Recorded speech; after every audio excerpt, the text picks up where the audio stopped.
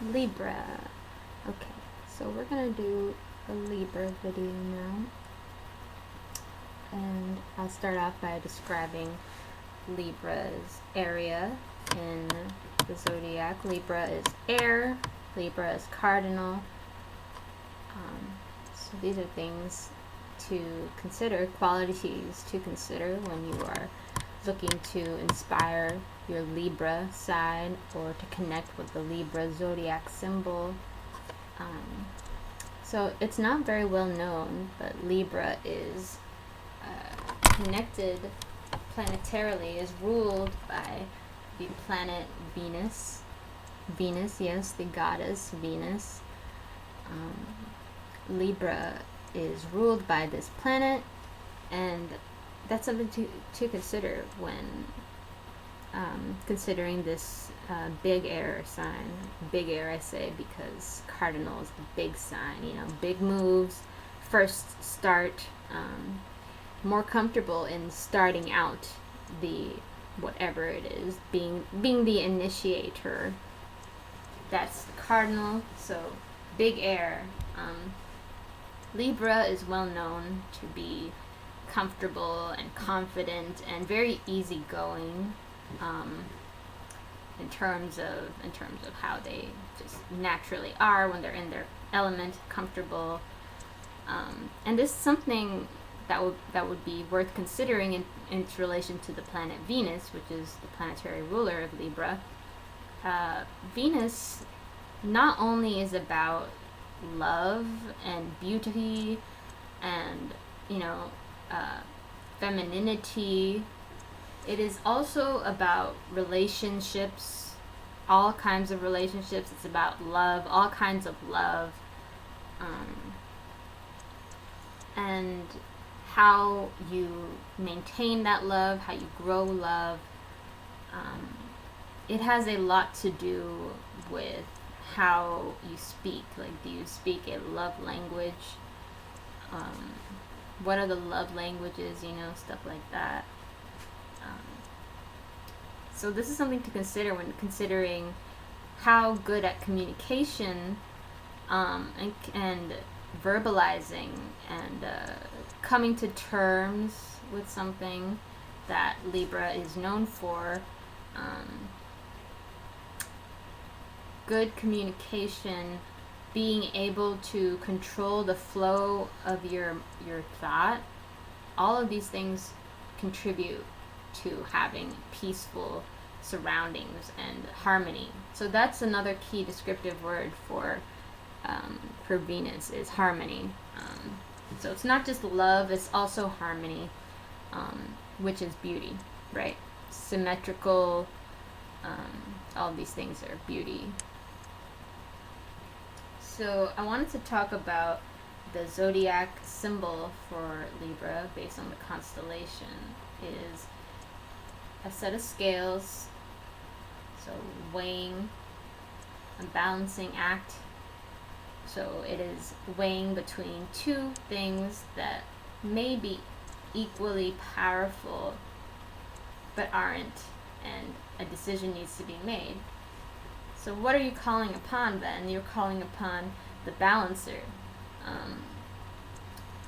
I think about the Two of Wands, the Two of Pentacles a lot for this particular card in the Rider-Waite deck, which is the most common deck, in my opinion. It's a very, very, very common deck. Very, it's not that old.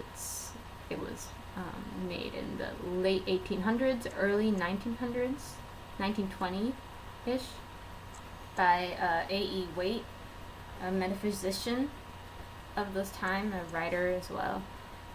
So there's a card, and there's a juggler, and she's holding two pentacles, and I think this is a good tarot card to describe Libran energy. Is she's holding two pentacles, and she's balancing them. There's an infinity sign symbol, and she's holding those two cards. And I think this is a really good picture to describe Libra, who is holding the scales, which is the scales. Libra is the scales. So in Egyptian mythology, there is the goddess Maat, and she has been known to be the final arbitrator in cases where people are being tried, where souls are being tried, as to whether they can enter the gates of heaven. The souls are piling up, and she is holding a golden set of scales, and she has a feather plucked from their hearts, because our hearts are sinewy, right? Stringy, kind of makes sense. They said the word feather, and she takes a feather from each of the two people's hearts, because heaven only has so much room. So she takes a feather, she puts one on each scale, and she is weighing, and she can tell which scale is more weighted, and then that's the one she takes, the more weighted one. That's the winner. That's the guy, that's the person who gets to enter the gates of heaven in Egyptian mythology. And you can read that in the Book of the Dead, the Egyptian Book of the Dead. Since there are 2 books of the dead, there is a Tibetan Book of the Dead, which I haven't read yet, but I'd like to sometime. So, I think about this particular goddess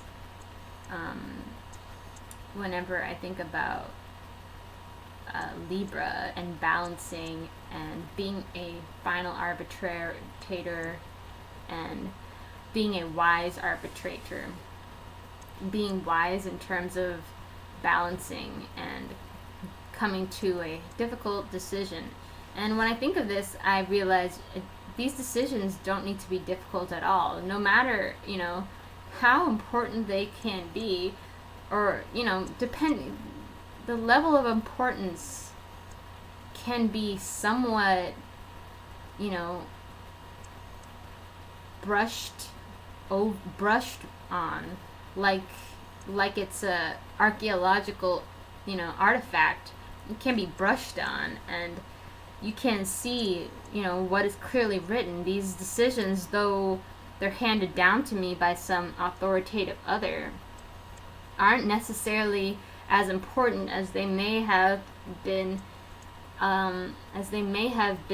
putting it out to me that it is, as a priority as they might have tried to imply to me that it was. It doesn't make it so that the priority is as they are gesticulating it to be, because people do manipulate, people do try things with you, they do try to convince me of something that should be self-evident. If you have to work to convince me that something is true, such as this thing that I have said is a major priority, and you will suffer horribly if you don't take this advice, that would make me really wary.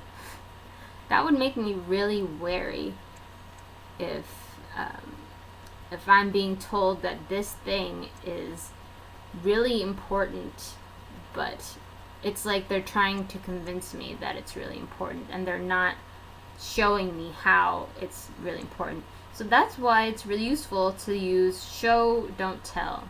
Show, don't tell.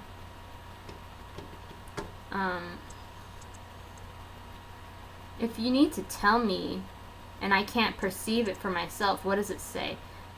There was the old game you played in the classroom, show and tell, right? Show and tell. It wasn't tell, and it wasn't show or tell. It was show and tell. Show came first. Show is a priority. Why? Because if you can't tell about something until you've seen it, you won't be able to tell about something until you've seen it. If you show something, then we all start having thoughts about it because we can all see it. And now you can tell us what you see about it. And if there's room in the class, other people can start telling about it. But if you bring nothing to the stage, then what are we sitting here for?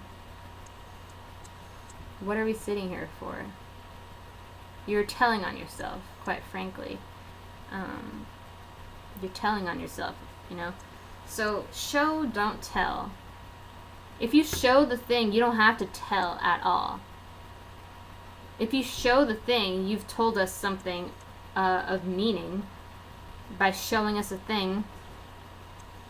If you show the thing, then, it follows from there. So there's a lot of people who don't know what they're doing on the internet, in the driving lanes on the street, in cashiers, even waitresses and people who serve you food. There are people who don't know what they're doing, and they might be telling. there are things about them that can be telling that aren't exactly enjoyable to be a part of, that aren't enjoyable to witness. You don't have that problem if you are showing and letting the picture display itself. The picture is worth 1,000 words. To show something off should be straightforward. And if you're telling me about every reason why I ought to look, well, it's going to make your argument less strong. So that's something to consider. Showing and not telling when you are seeking to get closer with your Libran counterpart, your Libran side, Libra zodiac, the Libra, or Venus even. Since we all take part in all of these signs, we all go through each of these signs every year, regardless of what our sun is natally based on. We still must confront these signs for ourselves within our inner worlds as we travel through the year. And there are further levels of this, each year has its own 12 signs that you travel through, but furthermore, we're in a solar system, and each of the planets that we're talking about and each of these zodiacal elements, they're all being traveled through by the other planets in the zodiac. There are levels and wheels and cycles. There are bigger cycles in the yearly cycle, and we're privy to each of these cycles. We go through each of these cycles. For instance, Mercury goes through its sign 4 times a year. Being the closest planet to Earth, we get to see Mercury do its full cycle within 3 months. That's why you hear about Mercury retrogrades so much in the New Age spiritual communities. It goes through the planet several times, over and over. So these are important. These are important to consider in the showing. You'll be confronting Libra in one way or the other as you go through your lifetime, and it's worthwhile to consider that you might confront these various different than what you were born with elements. It's very easy to get comfortable and think that there's nothing more to your life than what you've been given from your birth, and that's what you have, and that's yours, and that's all you need to protect. But then what happens when certain things change in your timeline? What happens when you change a little bit, you shift a little bit, start having different opinions about one thing that are, maybe put you closer to a different camp than you were originally? Or what happens when you lose things or people take things away from you? What do you do? How do you respond to that? And you will need to respond to that.